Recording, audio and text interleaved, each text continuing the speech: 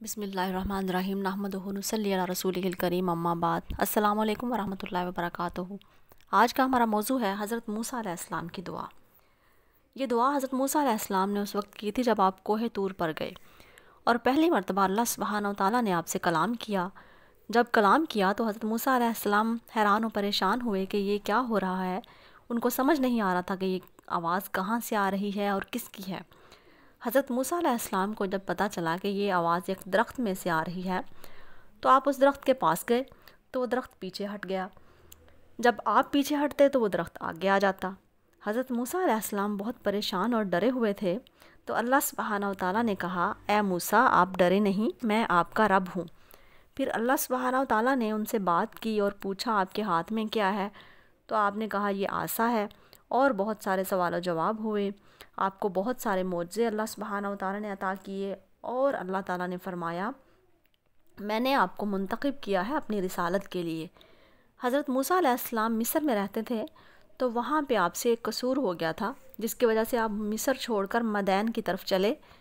واپسی پر جب آپ کو رات ہو گئی ایک جگہ پر تو حضرت موسیٰ علیہ السلام نے اپنی بیوی سے فرمایا آپ یہیں رکیں، میں آگ لے کر آتا ہوں۔ آپ کو ایک پہاڑ کے اوپر آگ نظر آ رہی تھی اور حضرت موسیٰ علیہ السلام جب وہ آگ لینے کی غرض سے اس پہاڑ پر پہنچے تو وہاں پر آگ تو تھی نہیں، وہ تو اللہ سبحانہ و تعالیٰ کا جلوہ تھا ایک درخت کے اوپر۔ تو وہاں پر اللہ سبحانہ و تعالیٰ نے حضرت موسیٰ علیہ السلام سے کلام کیا اور آپ کو رسالت ملی۔ رسالت ملنے کے ساتھ ہی اللہ سبحانہ و تعالیٰ نے آپ سے کہا، اے موسیٰ اذهب الی فرعون انہ طغی، آپ جائیے فرعون کے پاس، وہ سرکش ہو گیا ہے۔ طغا کا مطلب جو ہے وہ طغیانی سے ہے، جیسے ہم اردو میں ایک لفظ استعمال کرتے ہیں سمندر میں طغیانی آ گئی، تو طغا کا لفظ جو ہے اس کا مطلب ہے حد سے باہر نکل جانا۔ فرعون حد سے باہر نکل گیا ہے، سرکش ہو گیا ہے۔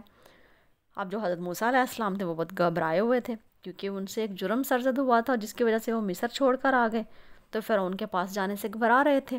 ان کو یہ بھی پریشانی تھی کہ میں فرعون کو سمجھاؤں گا کیسے، وہ ایک سرکش اور ظالم بادشاہ ہے اور میرا انداز گفتگو اتنا فصیح و بلیغ نہیں ہے، اتنا امپریسو نہیں ہے، میں اس کو کس انداز سے اس کو سمجھاؤں گا۔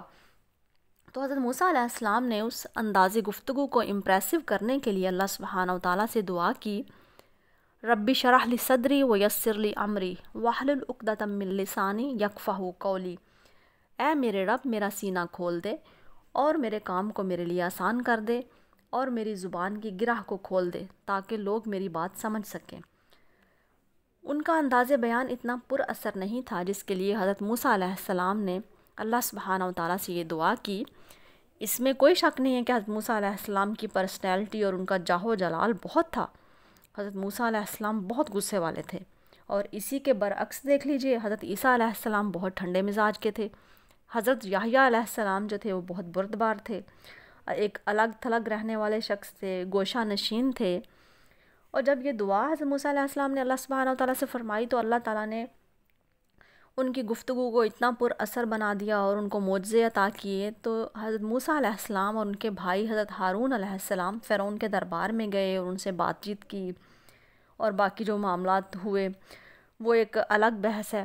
تو یہ دعا جو ہے یہ ہر اس جگہ پر کرنے کی ہے، مثال کے طور پہ جہاں پہ جو اسٹوڈنٹس ہیں ان کو امتحان دینے میں مشکلات پیش آ رہی ہیں، جاب کے لیے انٹرویو دینے جاتے ہیں ان کو انٹرویو میں مشکلات پیش آ رہی ہیں، یا کوئی بحث و مباحثے کا معاملہ ہے، جہاں بھی انسان کو لگے کہ اس کے بولنے کی صلاحیت اتنی نہیں ہے، پاور آف کمیونیکیشن کے لیے مدد چاہتے ہیں، تو اللہ سبحانہ و تعالیٰ سے یہ دعا کریں اور اس دعا کے ذریعے سے مدد حاصل کریں، ربی شرح لی صدری، اے میرے رب میرا سینہ کھول دے، ویسر لی امری، اور میرے کام کو میرے لیے آسان کر دے، واحلل عقدۃ من لسانی، اے میرے رب میری زبان کی گرہ کھول دے، یفقہوا قولی، اور تاکہ لوگوں کو میں اپنی بات سمجھا سکوں۔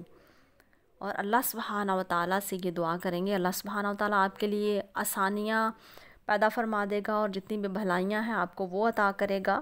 اور جن لوگوں کا انداز گفتگو اتنا امپریسو نہیں ہے، اللہ تعالیٰ ان کو اتنی بولنے کی صلاحیت عطا کرے گا کہ وہ لوگ ان کی بات کو سمجھ سکیں گے۔